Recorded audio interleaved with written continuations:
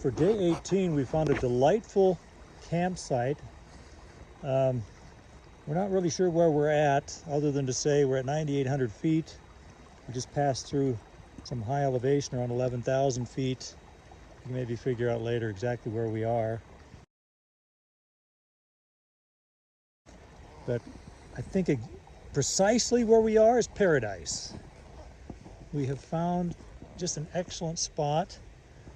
We can give you the coordinates of it for those who like to camp. This would be a recommended spot.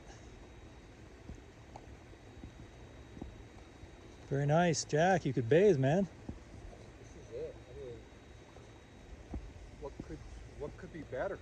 Yeah, and it's just off the TAT. So that post of that high line, or that power pole, that's right on the trail. That's the trail at the top of the hill there. Yeah, it's just wonderful out here. Some type of a waterfall in there, but I just do not go in there and look for it. Maybe there'll be a little dry wood here. We'll see. Do you see the little cabin from where you're at?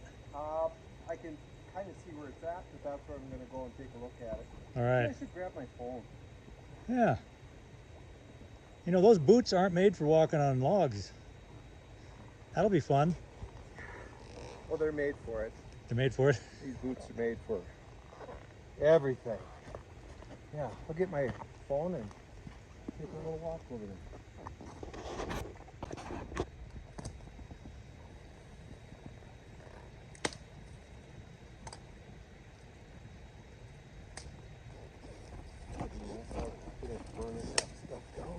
I wonder what that building was used for.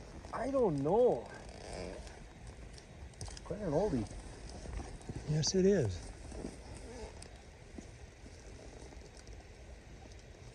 Some big logs. Yeah. There's another one down on this side of the trail too.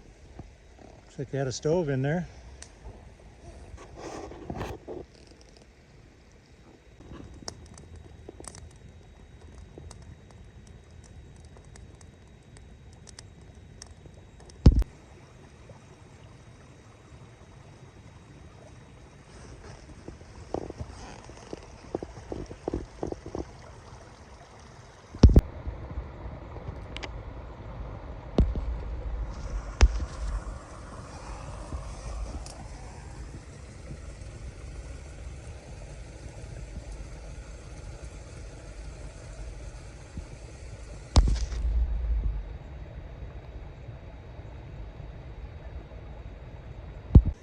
So we're making our evening meals, and the one person we really want to thank for that is Christopher and Karen Bradford, because they donated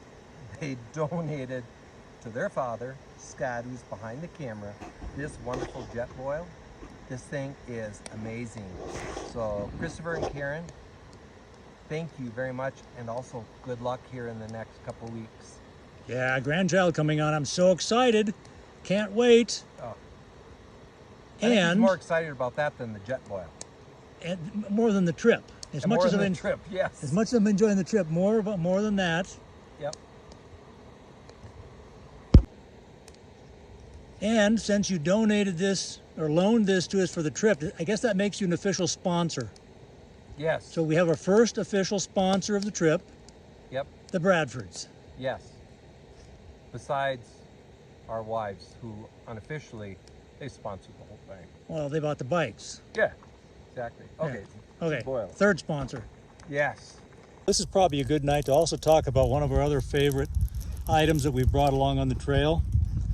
This is a Garmin 66i. It has inReach, so we can do two-way satellite communication.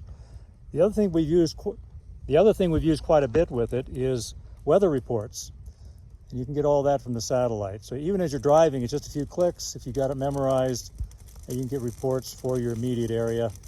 So we've learned tonight that there's rain about to start in about an hour and a half, maybe 2 hours, and it'll run into midnight or a little beyond.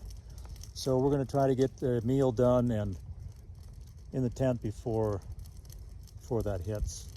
So super good device. The only thing, so the device itself, very rugged.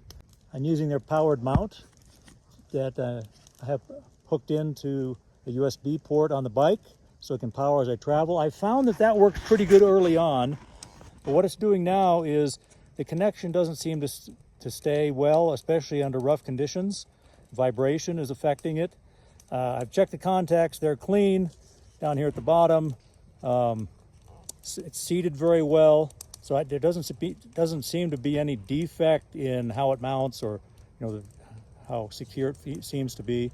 But still, as I'm driving along, it'll flash that it's power lost, and then the power will come back on, and sometimes it'll repeat so often that it'll just lock up or reboot. It's done both. So some days it's rough enough I just run off the battery and recharge it in the evening off the battery pack. But great unit. It's nice to be able to communicate with the family on nights like tonight when there's no service of any kind, and the weather reports are fantastic. They've been very helpful to us multiple times during the trip. And of course, like any other Garmin unit, it's a full-on GPS with points of interest and all that. We've used that a couple times where we've gone off trail or found ourselves off trail, like the night that we drove in the dark for a few hours. We missed a turn, and we used a route off of this device to get us back on to where we wanted to go. It's a great backup to our Trail Tech, but it's not something we would use as a primary navigation because the screen is too small, but super handy. Great device, highly recommended. It seems to be, to us, it's well worth the service fee to have it along with us on the trip.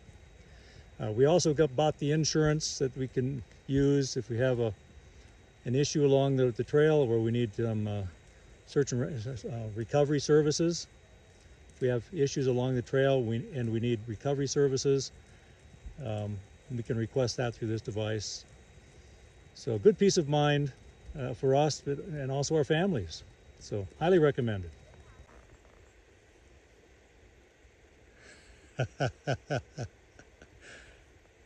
something. Jack is doing a forensic discovery on some poop. Yeah, we're just looking. Interesting. So this campsite, there's these big areas that are all flattened down grass, very uneven. I wouldn't think a tent would be on that. So we're not sure exactly what may have flattened that grass. I don't know what the poop is. It's a Rocky Mountain crop circle. There you go. That's what it is. Yeah, I think that storm blew by us already, Jack. I think so. We got just a light sprinkle right on time, and now it is gone.